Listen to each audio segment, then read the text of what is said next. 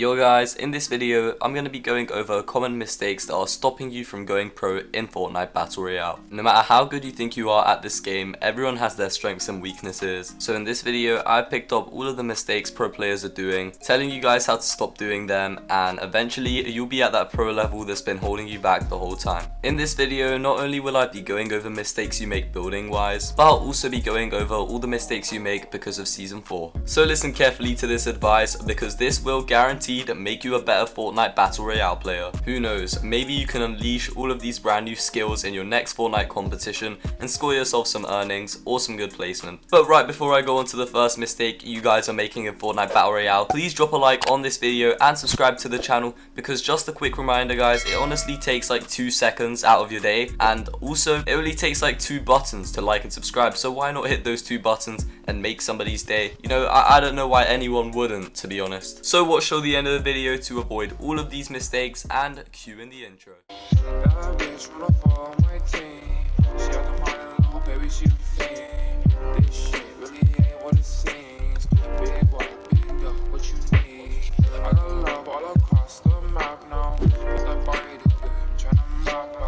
So moving on to the first mistake you guys are making in Fortnite, this actually has something to do with building, so listen to this advice carefully and hopefully we can see some improvement in your next game. So this mistake is rushing into people's boxes with low health. Unlike any other season of Fortnite, this season has things such as the purple pump being implemented back into the game, therefore taking low health fights isn't the best alternative, as you can just get one pump and game ended. I don't know about you guys, but for me it is a great habit to just run into somebody's box thinking that I'm gonna get the kill if we're both at low health. If we go back 1 or 2 seasons ago, this would have been a great strategy, so from now on I recommend that you guys do not just go into people's boxes and hope for the best. Now, I'm not saying that you guys should never ever take a box fight. Sometimes it is very effective. Let's say you're in a scenario where it's an end game and you fall into somebody's box. You obviously want to take the shot and hope for the best. But if you're like at the start of the game, you obviously want to get a lot of kills. And my advice for you is to secure your kill first and not just rampage into somebody's box and wish for the best, as this can get you killed really easily, especially with your average controller let sheet. You guys obviously do not want to rampage into their box. You know, you're just going to face the 200 pump. So hopefully you take this advice into account.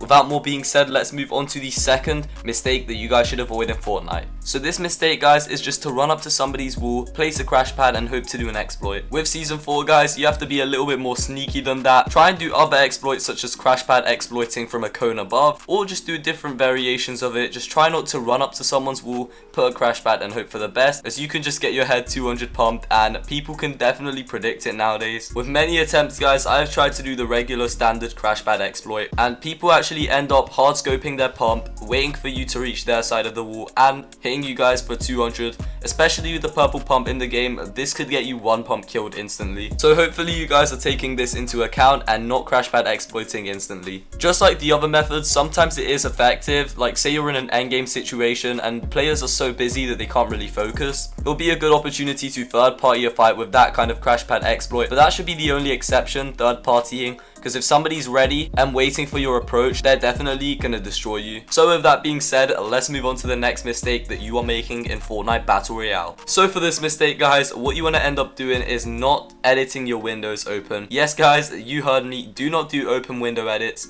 They are the most predictable things to encounter. With the current state of Fortnite, what you guys actually want to end up doing is running up to your wall, doing a kind of arch edit, and then getting a peek on your opponent. That way they can't shoot you back and you have a really good hit on them. But yeah, the number one thing you guys want to avoid doing is just doing your regular standard window edits and hoping to get a good damage done. Just like the other mistakes, there are some pros to them, so do not worry. Sometimes it's really effective to do a window edit. Say you're in a scenario where you guys are almost certain to get the pump shot and the other player is being brain dead or just AFK, that's a good opportunity to do a simple window edit. And say they just took a pump shot, then you know that they're going to be reloading their pump chamber, so that gives you another opportunity to shoot them with a window edit. So yeah, window edits are way quicker than arch edits, so sometimes you can use that to your advantage. But for the majority of the time, you guys want to get used to doing your arch edits. I have no idea guys if they're called arch edits or side edits. There's not really a guaranteed name for it, I should say. but for the time being I'ma call them arch edits. I can guarantee you I'm wrong, and arch edits are the ones where like the whole entire wall has been edited, but you guys get what I mean. I mean like the corner pieces being edited. So moving on to the next mistake, this one actually has nothing to do with editing or building in any shape or form. This is to do with mostly your movement. This mistake is to stop unnecessary jumping and pickaxe swinging. Now before you say to me, well Joes, jumping and pickaxe swinging has absolutely nothing to do with your skill in the game, so why on earth are you wasting my time? Well, here's the thing. You see, if you guys are consistently jumping, you're actually making your subject easier for other people to snipe and shoot. What I mean by that, guys, is consistently jumping actually makes your jump fatigue appear. Therefore, you guys will have an easy subject to shoot, and it's going to be easier for your opponent to take you out. Now, pickaxe swinging isn't actually an effect to do with your game,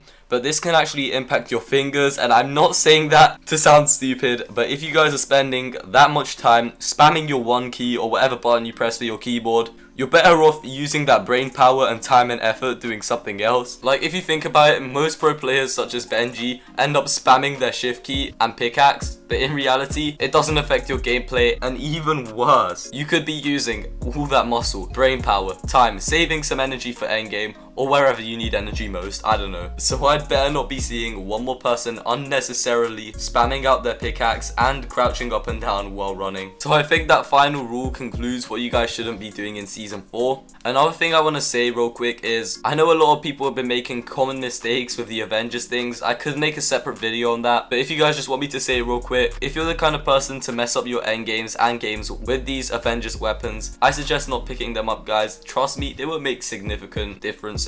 But the Avengers transport really does help, and I'm pretty sure you guys don't make any mistakes with those. So right before I end the video, with all I've helped you, I hope that you guys can help me in return by just hitting that like button and subscribe button, because remember guys, this video takes such a long time to produce, and all I'm asking for is just 2 seconds. 2 seconds, that's all you need to like and subscribe, no longer than 2 seconds, and I'll be more than happy to see your amazing self in my next video. But yeah, peace guys, I'm always glad to help. I'm your Fortnite coach, Raul in the outro.